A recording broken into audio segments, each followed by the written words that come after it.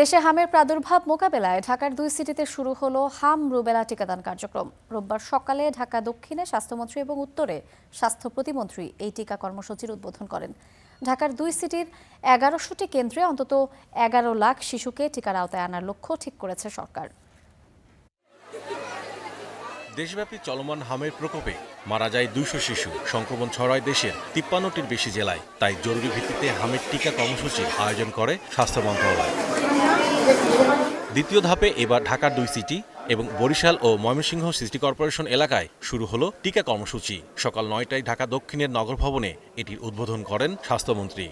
Dhaka city corporation north and south যদি আমরা successfully cover করতে পারি গ্রুপটাকে, that is from 6 months to 59 months, 1 month below 5 years, এই গ্রুপটাকে যদি আমরা টিকাদান কর্মসূচির আওতায় আনতে পারি তাহলে আশা করি আমরা মিজেলসের আত্মঘাতী হামলা থেকে বা রোগ থেকে আমরা নিজেদেরকে সেভ করতে পারব।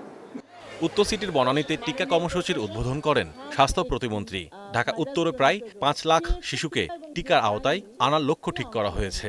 সপ্তাহের মধ্যে 12ই এপ্রিল আমরা বাংলাদেশের এই বড় সিটি কর্পোরেশনগুলোতে টিকা কর্মসূচি আজকে শুরু করলাম।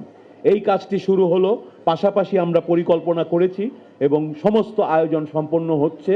আগামী 20 তারিখ থেকে সারা দেশে এই হামের বিরুদ্ধে টিকা কর্মসূচি শুরু হয়ে যাবে।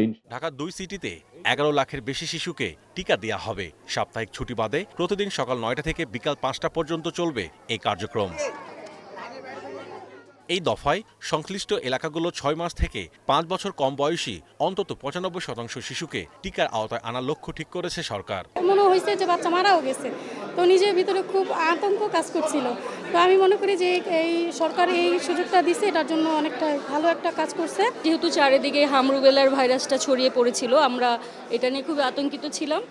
তবে এখন কিছুটা হলো স্বস্তি বোধ করছি। 9 মাসে একটা দিছি আর 15 মাসে আরেকটা দিছি, আর এখন আরেকটা দিব, যেহেতু এত মারাত্মক একটা রোগ বের হয়েছে।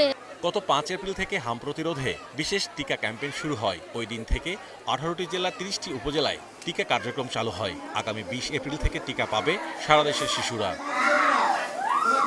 Mahmudul Hasan, star news, Dhaka.